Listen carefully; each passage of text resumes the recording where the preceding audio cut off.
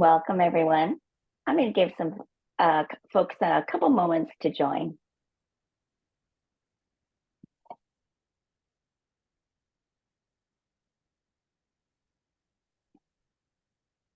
See a lot of folks joining. That's great. If you're joining right now, I'd love it if you tell us where you're coming from in the chat box. Also, what do you do?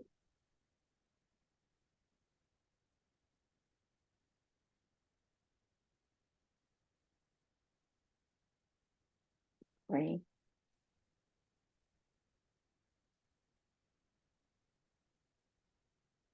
Hi, Lee. Hi, Megan. Carol. Hey, somebody joining from Seattle. That's great. We're based in Seattle, FYI. Hi, Joanna. Good to see you. Joining from England, no less. Sandy, good to see you again. Leslie, Carolee. Well, I think we've got a lot of folks joining, and I don't want to waste your time. I know you're anxious to hear from our CTO, Eric Omeg. My name is Tu Duong. Thank you so much for joining us today on this webinar, where we're going to show you how to use our new studio tools to make your boom cards more accessible. A couple of housekeeping details before we start. We are recording this webinar. We will share the recording link with you tomorrow in an email, so not to worry if you miss anything, you'll be able to watch it in full. As you've already found the chat box. Great to hear from you there. If you do have any questions, though, we ask that you put them in the Q&A box. All of you will be able to see the questions and the answers. That just really helps us keep track of all the questions, and I know you have a lot. So please put them there. After the presentation, we are going to have a live Q&A. So Eric's going to be here to answer all your questions.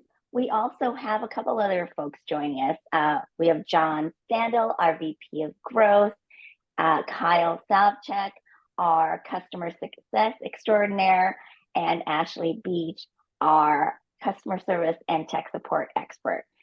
So thank you all for joining us.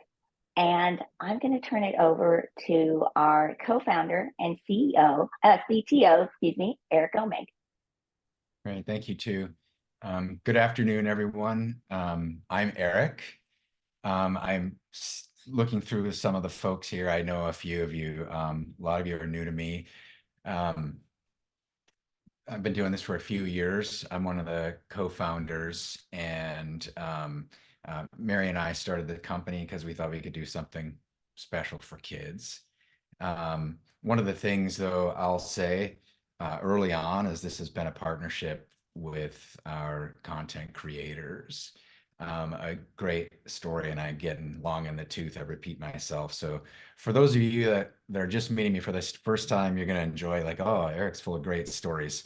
Those of you who've been around probably heard this before, but real early on, Rachel Annette, who I think is actually on this call, was designing some boom cards, and I'm like, she put dancing cupcakes on, on this thing, like that has zero learning content. What do I know about teaching? And I was like, see, that's how I'm learning from you guys. So we built this platform, and you guys continue to amaze me. One of the features we had was someone said, it'd be really neat if we could do drag and drop. And I was like, drag and drop, like that, like dragging an item from here to there, isn't that just the same thing as like tapping and selecting an answer? Fine, we'll add drag and drop if that's what you guys want. I'm just blown away, and all the things you guys have built. So today is just in that same vein. There's a lot of things that we have to get through, so I'll just jump into it. I'm going to try and share my screen. Let's see if I got this right. Tu, help me out. Is everything looking good? Looks great. All right. So the purpose of this meeting is we're going to talk about accessibility and the who, what, when, why, where, what does that mean? And we're going to spend a little bit of time just kind of getting grounded. You know, we're a small company, we're all friends here. And then I think the teaching community is also like we're just really supportive, and we're trying to help kids succeed and reach their best potential. So why accessibility and why now? Well, accessibility is just the right thing to do, and universal design principles have a great spillover. And a lot of times people say, hey, can I have this feature? That'd be great for me. And I'm thinking, well, if we think about that feature just a little bit more, you know, that's gonna be great for like everybody. Curb cuts are great, ramps are great for everybody. Better print, universal design is just a good thing. But we're also seeing changes from legislatures where they're not saying it's just a good idea, but it's the law. And we're having conversations with, you know, at state levels where people are telling us if you don't come into compliance, boom cards will not be something that anyone in our state can use for any level of classrooms or kids.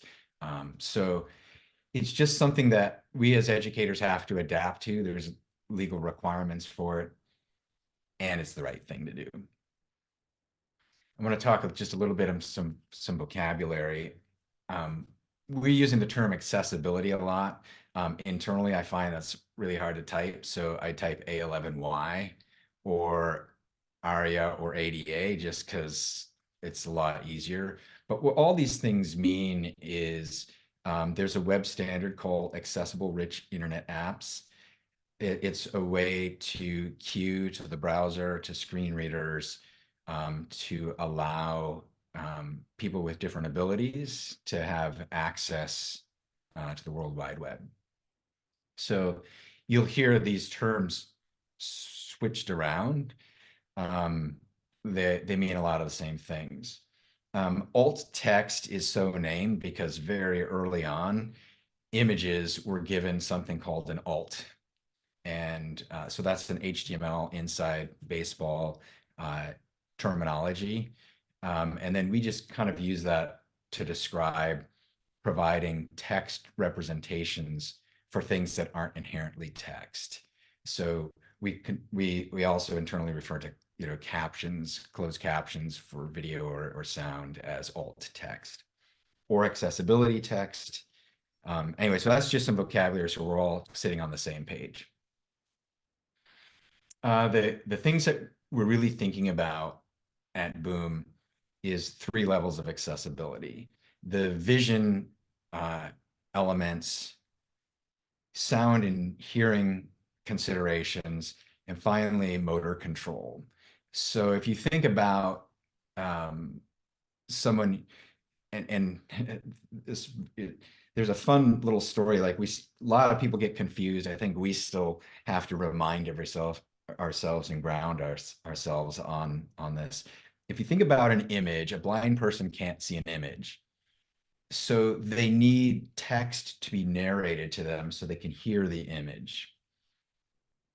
Someone who can't hear or has to work in an environment with mute speakers, they can see images, they can read text, but they can't hear the sounds. So we're turning sound into visual elements, namely words. And then someone who's got poor motor control with their hands may have to use their eyes or their feet to control the keyboard and the mouse. So we're thinking about 3 areas, and we're also thinking about this at the level of when you design a deck, it may pass, if there's no sound elements in it, well, then it's accessible to people who are hearing impaired.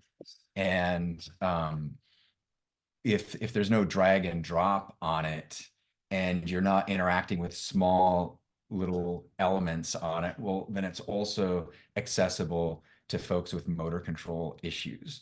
So right away, your mind should start thinking about, okay, so what does accessibility really mean, and how do I meet the requirements of accessibility?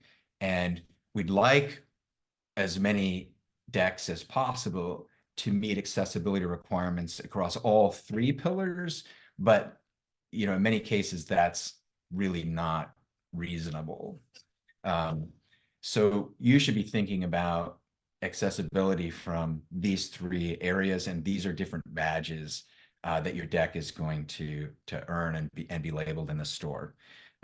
People who are searching for content in the store might say, I need to find things that have that are accessible to reduce motor control, and they put a filter on, and fewer decks would show up in the decks that they really care about then would be visible.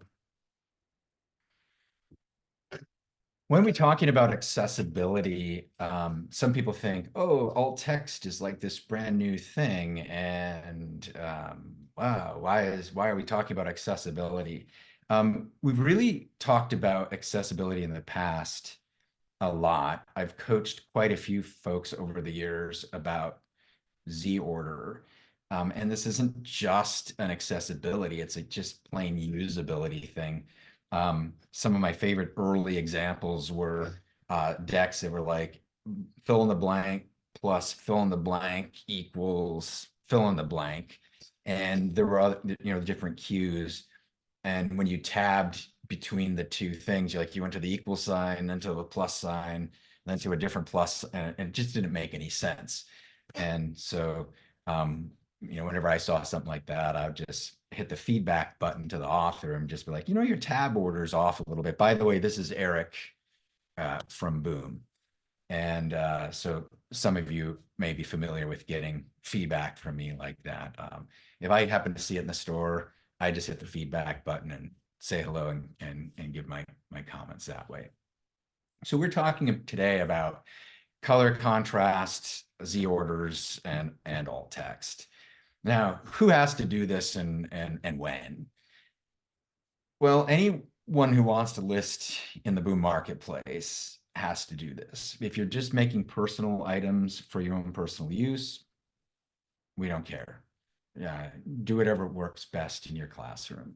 But if you want to share these with other educators, you're going to be required to meet some of these levels of accessibility requirements.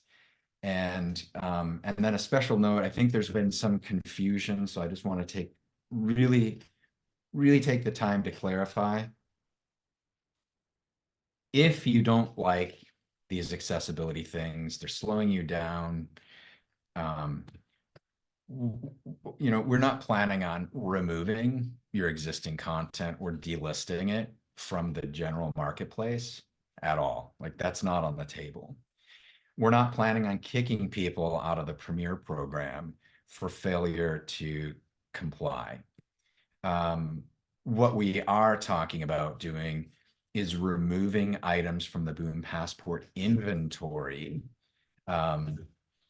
in sometime in that July of next year timeframe, if they don't meet certain levels of accessibility on those three pillars that we talked about. So what does that mean? Well, if you happen to be a Premier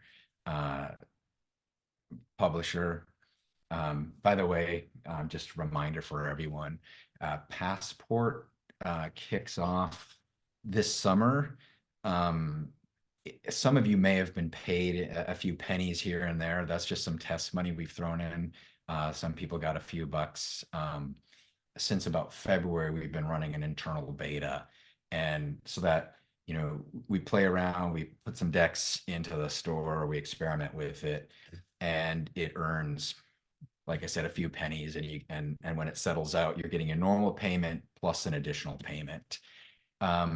Passport's going to launch, so somewhere starting around, say, August and September, those Premier publishers will start to see actual revenue now coming from those specific school districts that our new sales team that John's been running has been crafting these new deals.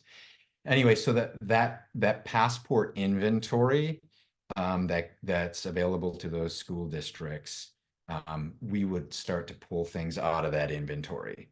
So when you're thinking about which content you want to make accessible, you would want to hit your best-selling content first and your things that are making the most revenue through the Passport program. So how do you want to get started? Again, start with your most popular decks or your most important ones. It's really easy to, I think at this point, to start adding accessibility text as you're authoring new content. I know there's a few of you who are sitting there going, like, you haven't seen my content. This isn't easy. This is driving me crazy. I'm going to talk about that a little bit at the end, but I really want to, like, I know this is heavy on quite a few people's minds. And I got a great demo from David Sindri yesterday. That guy's next level. I love looking at his stuff. I love his feedback. And, you know, we'll talk about joining our feedback program and how we get native users. But so we know we're not perfect yet, and you've got some really great ideas about how we can make it a little bit easier. And so, like I said, in a few slides, I'll talk a little bit more about that. So get started. You can do this piecemeal. You can start modifying some of your older things. You can start doing some partial steps on some of your existing content. I actually think the most important things you should get right is the Z ordering. So for some of you, this might be the first time you're thinking, oh, well, what's that about? And then I just want to remind folks, don't play games. 99% of you guys are awesome. There's always some clown that gets in the room and has to try and abuse the thing. And then my team has to go build extra auditing tools and give Brittany tools. And I just don't have the patience for it.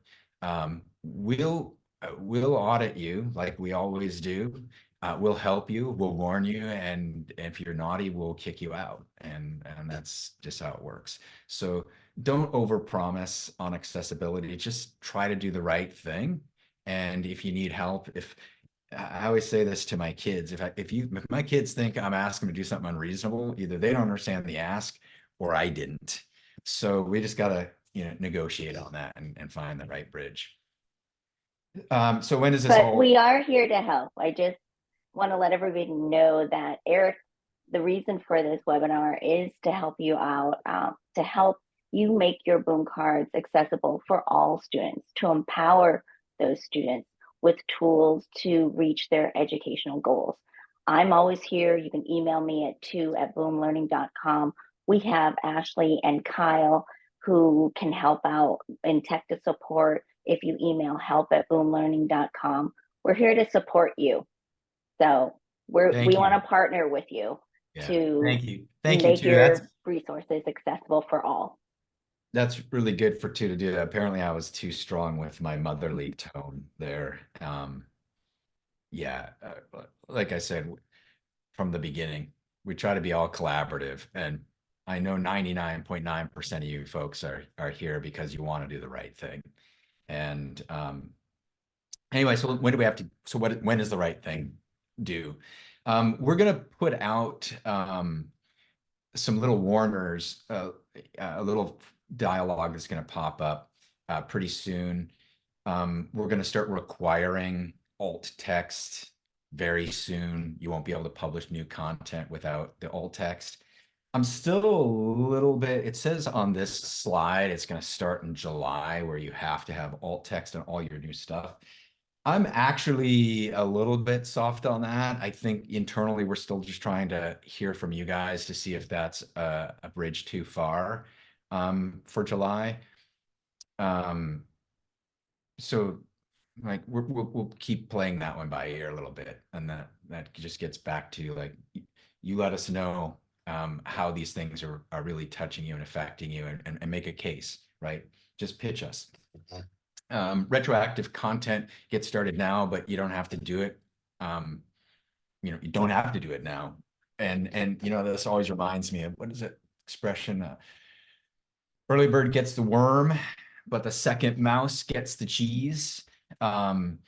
you know, there's something really great about jumping right out there and getting in on this, but we're going to be a little bit slow about rolling out filters because and boosts to search because we want to give you guys the time. So I'm not trying to rush anyone here. Um, you guys have time to figure out what you need to get need to get done and wrap your head around what content you want to migrate and how how you want to do that. So it's not just a big rush to you know try and do this thing all at once. And then the other important deadline is July of next year.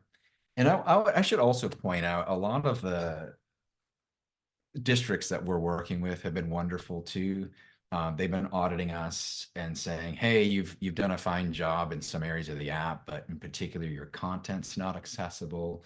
And we're like, "Yes, we've always said our app is accessible. The content is buyer beware."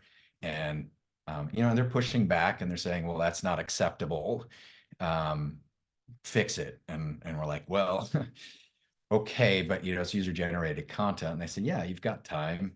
We'll work with you as well. Give us some estimates and show, demonstrate progress, and we'll give you contingent approvals.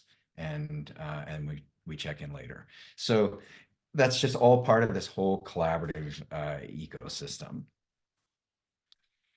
So now let's just kind of jump into what we were talking about. Here's an example. I think it's pretty obvious. We don't have any color contrast tools or auditing built in the app yet. I don't really know when we'll add this. It's not on our near-term roadmap, but there's some really great tools that are available online, as well as there's some kind of good common sense guidelines like white on almost white is a really bad idea. Small fonts are bad. Putting things too close together, not great. So bigger, bolder, and high contrast is great. Moving on, I've talked about Z-Order a little bit, and I think this is one of the most important things, which is why I've got like, I don't know, 12 slides dedicated to it, and I've already mentioned a bunch of times. So Z-Order is so easy to kind of screw up. And one of the things that we added quite a few years ago to help people really get to the Z-Order understanding was this selectable items list on the far right of the screen, because it lets you see, at a glance how things are looking. And we've got some really great improvements that have just launched over the last couple of weeks. In fact, yesterday or the day before, we launched another really great improvement. I think it might have been yesterday. Anyway, so lots of great things, and we're gonna keep improving that selectable item list to really help queue on Z-Order things.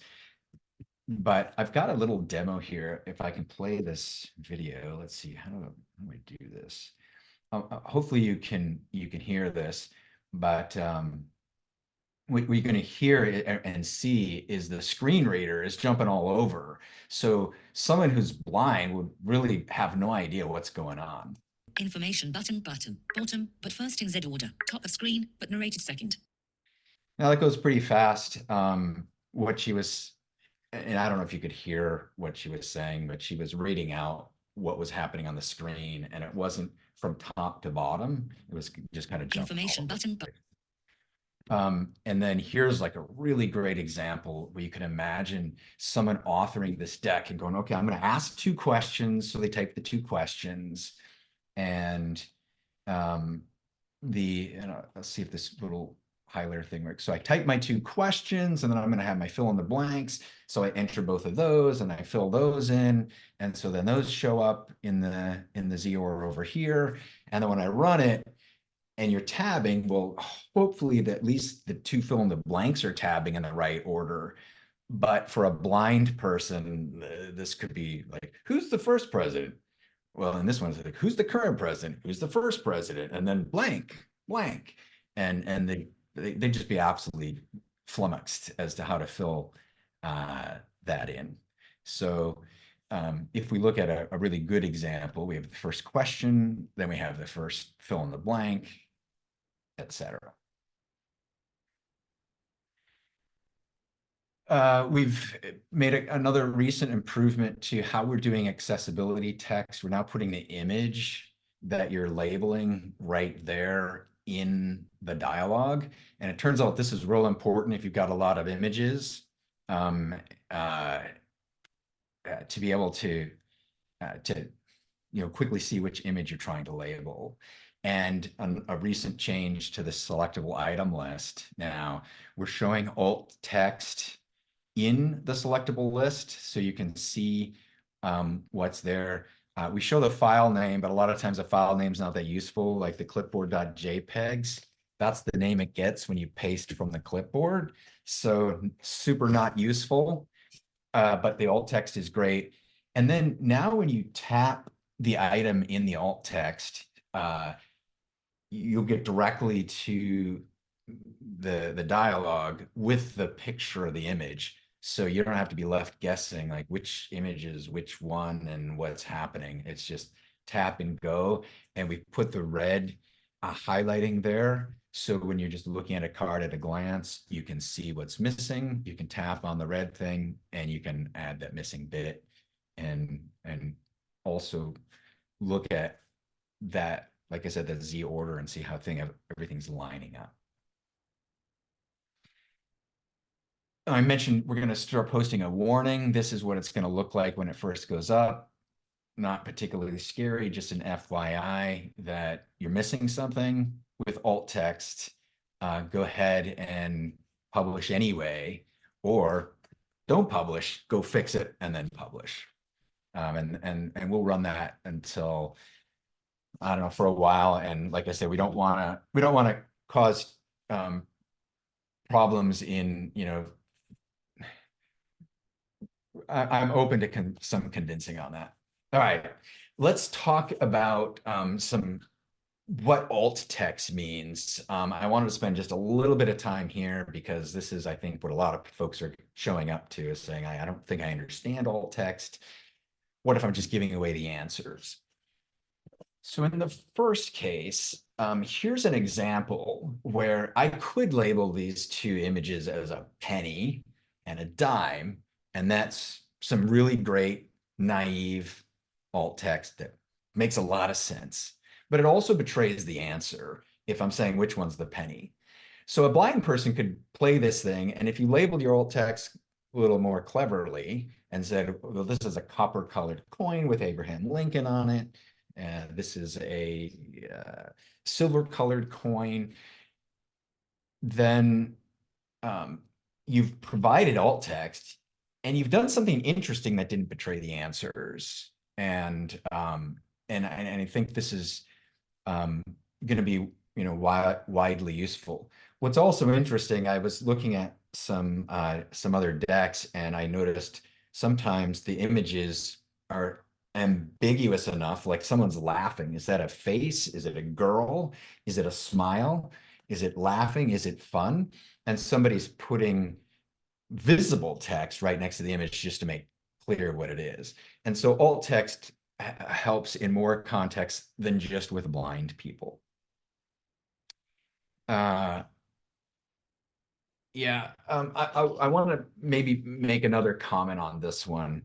It also goes back to here. We've got the comment that says, use none if you want the screen reader to ignore it. And I think there's still some confusion about what that means too.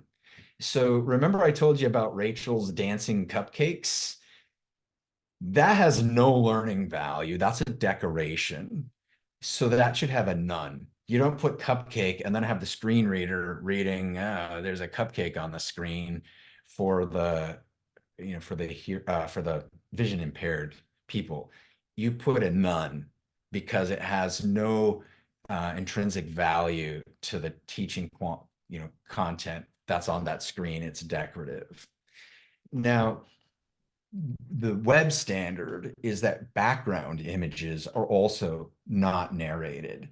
We have some background images in the Boom platform, and we're currently not supporting labeling them. because we had been considering those as decorative. Circling back to the demo I got from David Sindri, I see that we completely dropped the ball on that. So we will quickly have a solution for you.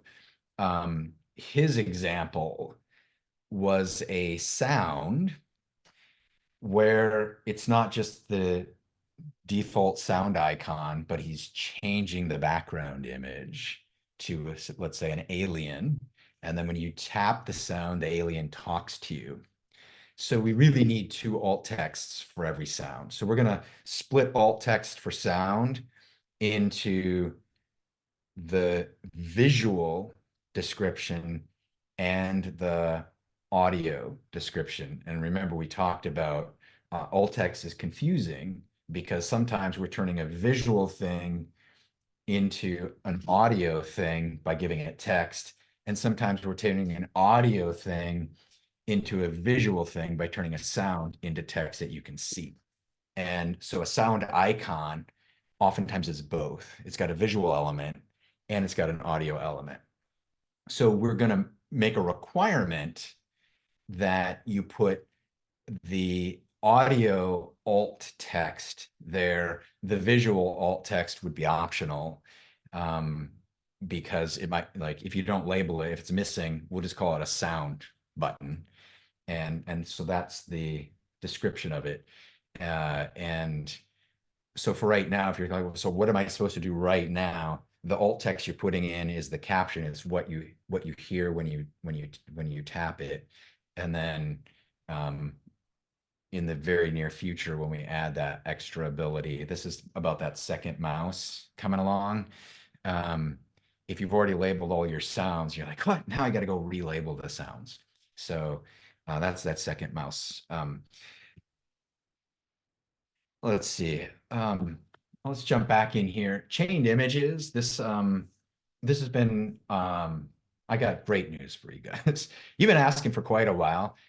How do I reorder chained images? That's coming real soon, because we were in here fiddling around with chained images, and we said, yeah, let's give them that too while we're at it.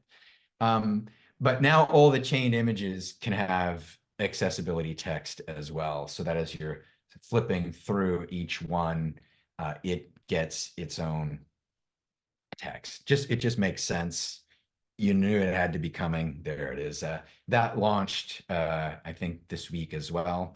The drag and drop next week or the following for reordering those guys.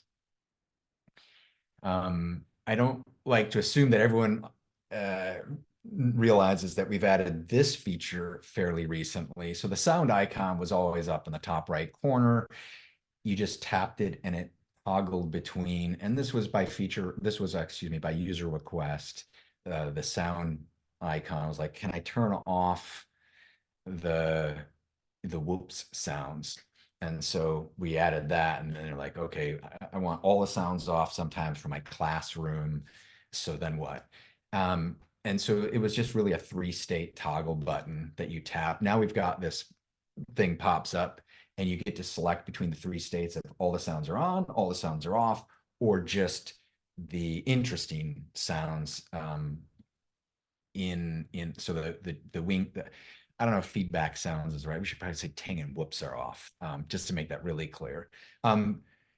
With a new slider, do we want us to visually show you the captions for sound? So you could have the sounds on, plus see them displayed, or you could have, and I think my next slide is a demo of just that. So I'm going to try and, yeah, maybe I'm not, I can't seem to. Okay, let's see if this works. So I'm showing that we can turn on the closed captioning for sounds. And then that one sounds like a keyboard click. So I've labeled it with alt text that it's a keyboard click. And these alerts will age off the screen at a reasonable time. The student can always tap it to dismiss it immediately, and they'll stack up. So if they're tapping around too quickly, then they'll get multiples of these. Let's talk again about what none means on alt text, because for sounds, you can imagine some sounds are decorative. Maybe it's jingling in the background, and you think, yeah, I don't really need the jingling in the background to have it. So just put none there. If it's just thematic background music as the alt text. If it's dialogue, put some words. We definitely have the text length too short for sounds. It turns out that was a database limitation when we first built this for images. So coming soon, you'll get a much longer text length for labeling your sounds. You should not put none if you said, well, here's a great deck I was just looking at the other day. Really nicely done, I thought. I think it was even a featured deck. The author put some words at the top, and as you tabbed onto each card, the sound had an autoplay, and it just narrated the same text that was at the top. So that's already accessible, right? There's a sound that's talking to you, reading the words of the text that's right there. So do you need alt text on that? Well, yes and no. You could put a none there, though I would discourage that, because what may happen is a user sees the sound and tries to interact with it and taps it and it says, there's no alt text for the sound. And they'll be like, well, I'm missing out on something. What is it doing? And whereas if you just repeat the same words to that sound, that you have already on the screen, you just translate, the words that are spoken, then the student doesn't feel like they're missing out on anything when they tap the sound. It would display those same words again. So a bit maybe redundant, but I think still useful for completing that experience for the kid.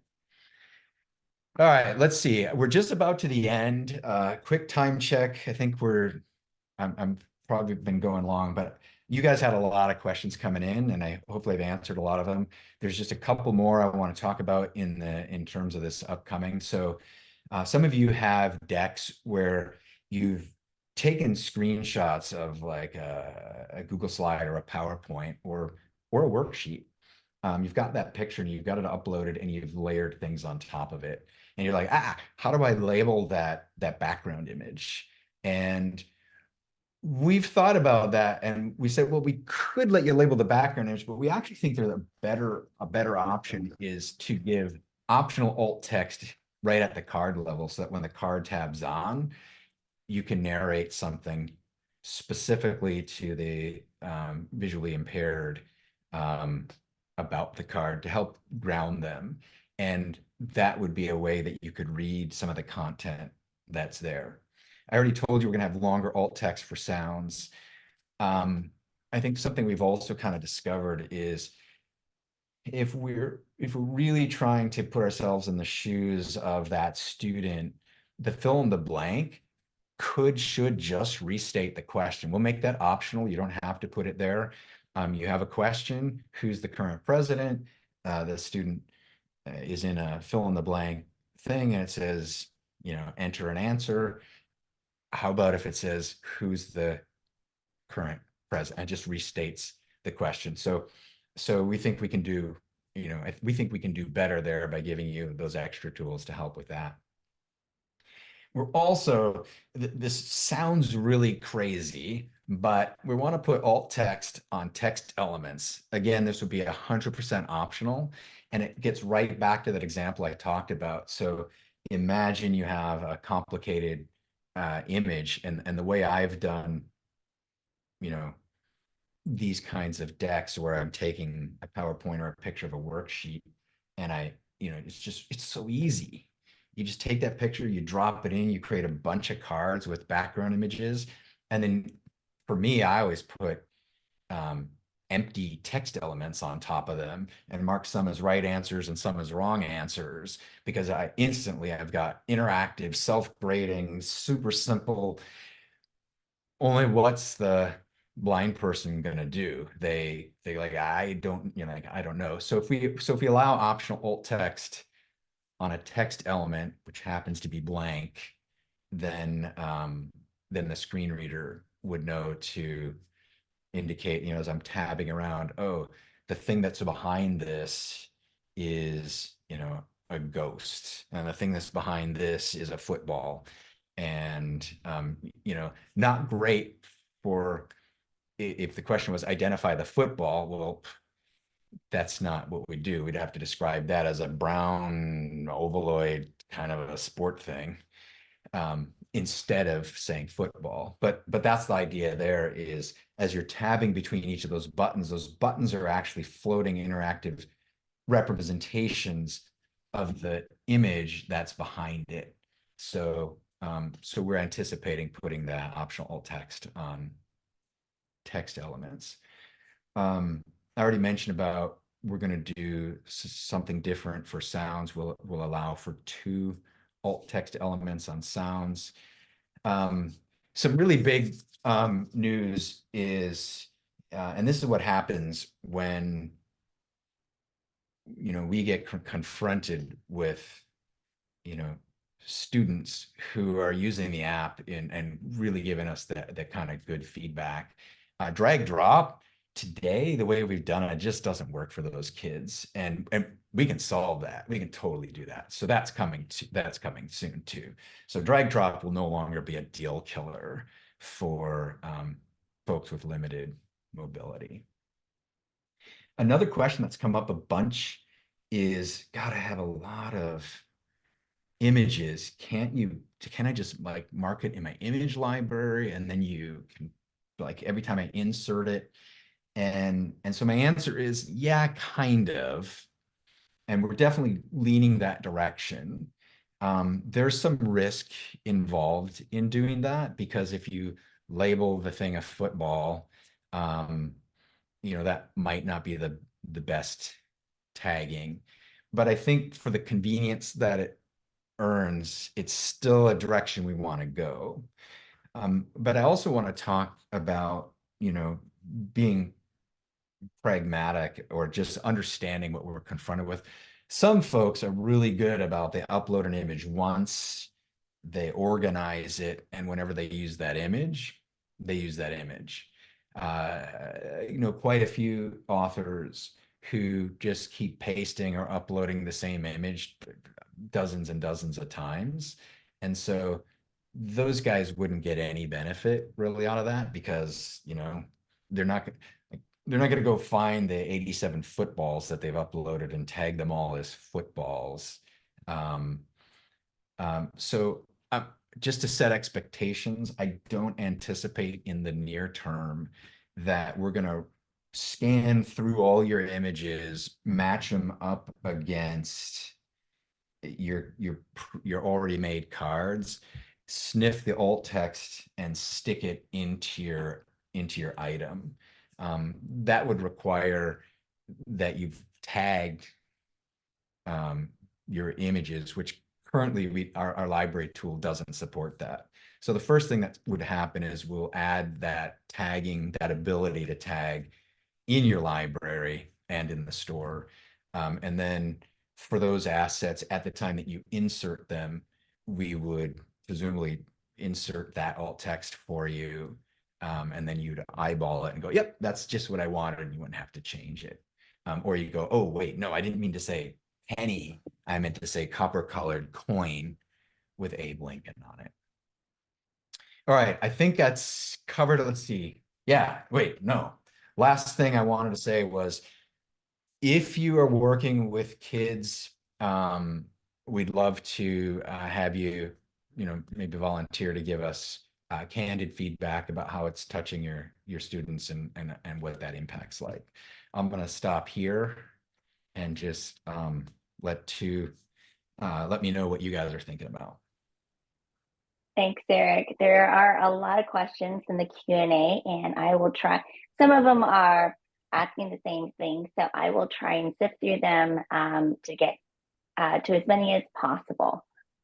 Sandy asked, when we make changes to our decks, for example, to make suggested edits for accessibility, are we penalized in visibility? I know this is a concern when we have edited decks in the past.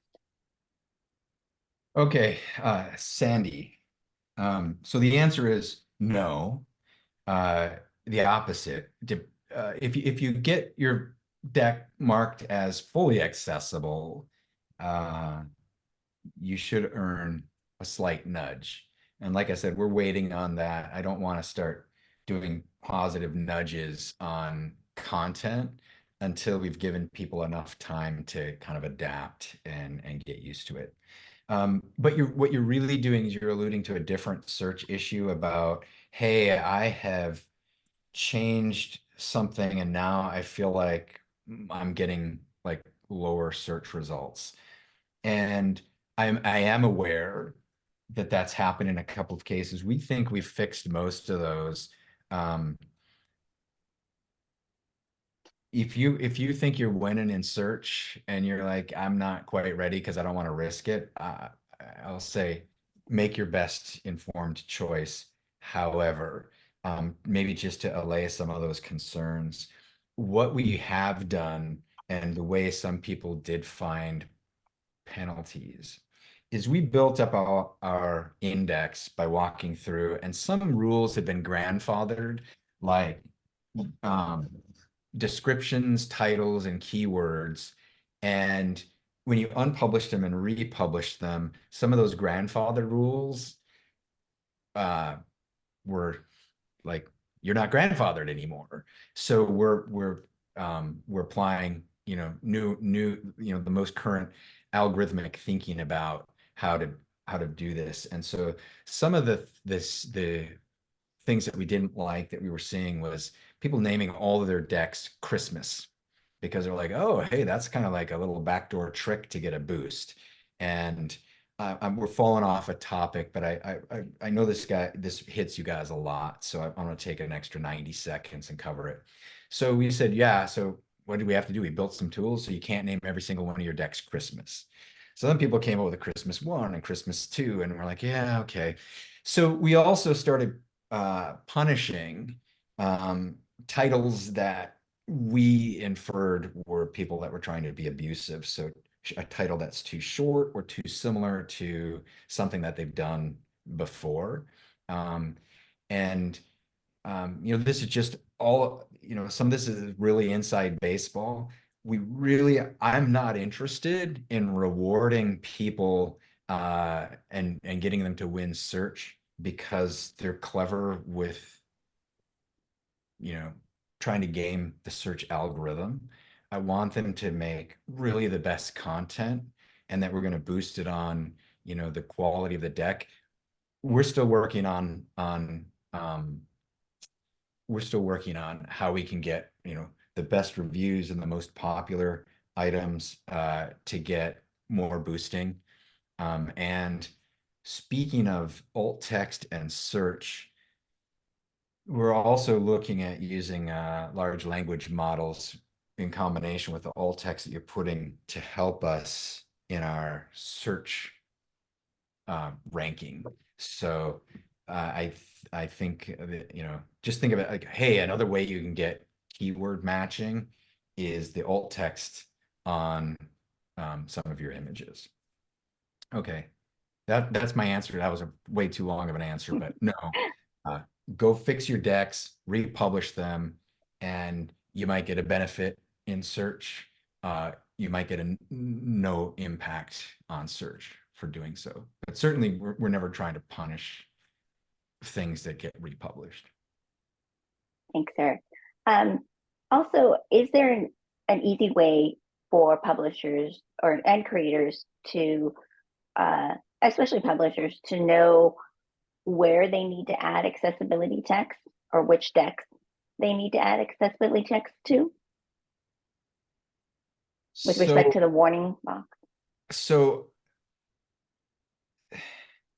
I'll say this. Accessibility, again, I just want to remind you, like we don't really have a good way to audit tab order because you guys are designing your deck in ways where I can't just say the linear tab order should be the right thing. I haven't written a visual interpreter because again, sometimes you guys are like deliberately doing things in your flashlight games to make things hidden, to put items behind items. Believe me, I've looked. You guys are way too clever by half for me to figure out how to do all that. So I'm really counting on you guys to do the right thing. Now, if the question is like, so what should I do? Um, we're we're already scanning, you know, what you're publishing, and we're going to show up that warning box straight away, like by next week or something, right? And it's just going to say, hey, you're missing alt text. But that's the only thing we're going to look at. We're not going to be looking at your Z order. We're not going to be looking at your contrast. We're not going to be looking at, you know, the size or how many elements you necessarily have on the screen. So you guys have to do the right thing, right? And we hope that the marketplace rewards you for making really great content that's wonderful. And I think several of you have written in and made a pretty compelling case that, you know, hey, some of these decks are really meant to be used in a therapy session, one-on-one with a certain kind of a student. And maybe it doesn't make a lot of sense for me to consider all the accessibility elements. And I agree, you're making a good case. Um, uh, but and I'm not sure if I really fully understand the question, but so if you have a deck and it has images, put the alt text on it. Just do it. If you've got sounds, put the alt text on it. Just do it. And starting in a few days, you're going to start getting warned if you didn't. I think I'm actually tempted to put a button that just says audit my deck. So you don't actually have to hit the publish button first. You just hit the button and it will scan it. But you can also scan through your cards and look at that selected items list on the right. You'll see stuff that's red, and that's a pretty good clue to go fill that one in. Last thing I'll just say is when you publish today, or not today, tomorrow, when that warning box, when the warning box comes up. By the way, I want to tell you something too. I should just acknowledge too. So as your advocate, I said, all right, we're going to put out that warning box on alt text. And Tu's like, really? Should we do that? Maybe we can wait a little bit. Maybe we have a webinar first. And I'm like, all right, I'm convinced. So we waited because so in my mind, we wrote this a long time ago, but you guys haven't seen it yet. So when you hit the publish button, doesn't matter which card you're on when you do it, we're going to sniff all the cards and we're going to highlight the first card that is missing something important and say, hey, guess what? You're missing something here. And then you can say, yeah, don't care, publish anyway, or you can go in and fix it and then hit the publish button again. And if you have another card a little bit further, we're going to pull that one up and say, you're missing something here. Did you want to fix it? And you can say, yep, I'll fix it, or nope, publishing it anyway. So that's what you have, you'll have available. And I do think it would probably serve us to just put an audit button in right there so you don't have to go details, publish, whatever. Okay. I just wanted to remind everybody that, you know, if you're only the students or the folks who will be using screen readers will actually hear the alt text.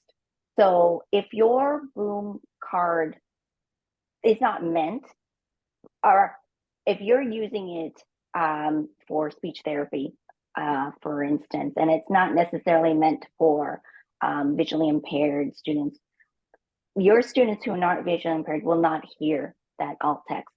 This is what in situations where students with visual impairments or hearing impairments using specific devices or apps designed to aid them will have the benefit of that auditory or visual aid when needed.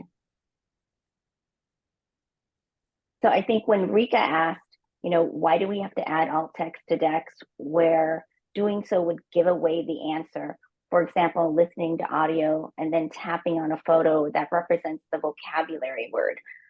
She works with adult ESL students. In that scenario, Rike, your students will be just fine because they are not necessarily wait, using. I just want to jump in on that, right? I've said it 2 or 3 different ways. I'm going to say it once again, so it's just really clear. If you cannot think of an alt text that doesn't betray the answer, then type none. Don't leave it blank, type none. And that's what you do, because you're like, there's nothing I can do here that isn't giving away the answer. So then you say none. So none means 2 things. None means this is not interesting as learning content, or it's redacted.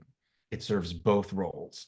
And I puzzled on this for a while, and I said, well, should I just put a checkbox in there saying, ignore alt text or redact alt text? And I was like, then I got to explain all that. And we just came up with, nope, none's simplest. If you really mean you don't want alt text, you don't want to name the thing because you know better, then the word you use is none. And that's it. It's that simple. And then you go like, God, that's a pain. It means I still got to go in and add. Yes, you do, because that's a way that you've affirmatively communicated to me that, by me meaning our engine, the platform, that you've considered it, and you did what could be done. Thanks, Eric. Kelly asked, will the character limit for accessibility text for transcribing speaking audio clips be increased to more than 150 characters? Many audio instructions that play through a created sound icon are impossible to limit to 150 characters. Yeah. Yes. I mentioned on an earlier slide, thank you for asking the question, allows me to repeat that we are going to lengthen alt text limits. Images in particular should be brief. That's going to be a different limit than for sounds. Sounds necessarily need to have longer descriptions. And then if you can't fit the exact word for word text, put in your best proxy for it. So you can clip it, take something out, leave the important bits in there. But let us know if I'm not quite sure where we're going to stick that limit. You mentioned 150 characters as being too small. I agree. And I actually think that we don't even support that right now. I think we're actually at 80 characters. But whatever the thing is, we will make it longer. And if we didn't get it long enough, let us know. And if someone wants to start chatting in there and saying, I know for a fact I need 322 characters, please add it in there. Great. All right. I think there were a lot of questions, similar questions that you just answered there. So I'm trying to sift through a lot of them right now. What about foreign languages? Will this work with world languages? Yeah, so yes, definitely. So alt text is interesting because we anticipate it. So right now, we don't localize any content. We've got the app only partially localized into German, Portuguese, Spanish, Hindi. And when I say only partially, I mean mostly just the student experience. Most of the teacher experiences haven't been localized, and then none of the content is. And we haven't really built up a nice section in the store to make it really simple. I've heard requests from folks like, can you make it a little easier for me to find my German or Spanish content? And we've got the filters. We've set up language as native language and instructional language to really help it. So, and hopefully everyone understands that distinction. We did a lot of training for content creators to understand if you're trying to teach French but your teaching and instructions are in English, well, then your English language teaching French. Versus if you're a French immersion, well, then you're a French deck and maybe you're teaching math, or maybe you're teaching French, but you're a French native. Maybe you're not teaching French. You're just a French native language teaching math. So so there are ways to find it. The alt text, we haven't put any localization into it yet. Think of that coming maybe next year if that's going to be important to you. I'm going to say that I don't think it is, because I feel like what you really want to do is, here's my Spanish deck. All my labels are in Spanish. All my alt text is in Spanish. And here's my English language one, and all the alt text is in English, and all the labels and images. So so the localization for you guys should really be done at the deck level, not within elements within the card, is my opinion, but I'm subject to be persuaded otherwise. We're actually over time, and we have a lot of unanswered questions. There's a couple things we could do. So we could save all these questions and kind of type up some answers and send them out to all the folks who registered for this webinar. Folks are also asking for kind of like a short video tutorial of how to add accessibility text to your images or sounds. We could also include that in an FAQ or upload it to our YouTube channel, Boom Learning, where we've got a ton of tutorials. So once we get that up and running, we can send that out to you as well. So for now, I want to thank you all for joining. You've got great questions. I'm saving them all, not to worry. Eric, actually, maybe would you be able to demonstrate how to add accessibility text quickly right now? You know what? Shame on me. It's like, hey guys, come learn about how to do accessibility, and we're going to talk a lot of words, but by God, we refuse to show you anything. And shame on me, because Tu did ask if I was going to go into demo mode, and I said, I don't know, maybe we'll see, play it by ear. I guess that's where we're at. So I want to show a couple of things. So I got a background image, and if you remember that example I talked about, with the background image and these interactables. So like this one, the question might be find the mouse or something. But if it's an identification one, then to Rika's point, well, then I maybe shouldn't put very clever alt text, because I don't want to say mouse and scissors. I'd want to say like black and shiny thing, or little critter with a tail and pointy, ears or something.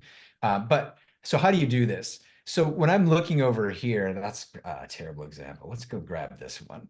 So when I'm looking over here on the selectable items list on the right-hand side, I can see, oh, accessibility's text is missing on this image. When I tap it, it says, here's the picture that I'm supposed to label. And I just want to call this one a penny. So I'm just going to do that, and I'm marking it there. And this one here is, what's that? Oh, that's another penny. I think that's a penny behind a penny, because that's what you guys do all the time. But for this one, let's actually just, oh no, there's a second penny over here. Okay, so this guy here, I can tell when I select it, he got outlined over there. That's the one that's missing its accessibility text. Anytime I've got an image or a sound selected in the we call this the item toolbar here, and the properties are always the item specific properties. So the general properties are always up here, and the item specific ones are at the bottom. And I can see accessibility text. So if I tap it, I can be like, you know what? I don't know what to do. I can't come up with anything good. By God, let's just make that none. And then, so what happens is it says like, there's no accessibility text. It's no longer flagged. And so let's go look at a sound. So here's a sound. I select it. Its accessibility text has been set to none. I can, click on here and say, well, no, I want it to say something. This one's says that it's a dog barking, because it's just a woof, woof, woof. And, so it's just dog barking. So that's my accessibility text. for that guy. And now I'm all ready to go. So let me go ahead and publish this. First I got to unpublish it. Okay, so I'm going to publish it. And oh, I guess I don't have any mistakes. Wait a minute, I do have a mistake. Oh, I'm sorry. I'm running live code and we've turned off the warning. So at the time that I would have hit publish, it would have scanned, found the first card that was missing. But you can also kind of audit these by, if I look here, there's nothing that's mentioned as missing. In fact, it's just a bunch of blank text. There's not even anything in these texts. If I look here, there's nothing red. If I look over here, oh, look at that. There's something red here. I'm missing some text, some accessibility text for this image. What is this image? Well, it's self-labeled as a card, why ever it's that. So I think that should just say card. Great. Now, maybe it was a playing card. Maybe it's the ace of spades. I could have said anything like that. I can be as creative and clever or inventive for drawing. I could have said blue card. Right, that's it. So it's just really simple to do that. Select the item. Anytime you select an item, you can see it selected here. All the item controls are down here. You tap on the accessibility section here. That's a small dog yapping, whatever, and you change it that way. Okay, that concludes that demo. I apologize for running over time, folks. I just out of respect, I think we got to wrap this up. And I'm also sorry we missed apparently a bunch of questions getting answered, but we'll certainly put out a Q&A. I think we'll definitely circle back to all the questions that we did answer and didn't answer, and we'll write up a summary of answers and send that out to you in a week or so once we've had time to kind of review all of them. Again, thank you for joining us. This was recorded. We will be sending you a link to the recording tomorrow, and we're here to work with you.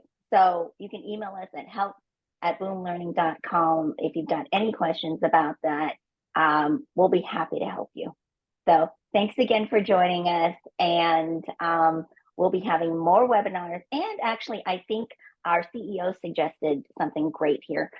Mary suggested we have maybe some workshops where you can bring your boom cards that you're working on and ask us questions on how to best optimize this, or how to use the order, or how do I add accessibility text to my sound? What's the right accessibility text to add in this scenario? So I think we're going to be having more workshops like that. So you can come to us with your boom cards and we'll be happy to help you there. Anyway, thanks again. And I hope you have a great rest of your day. Bye, everybody.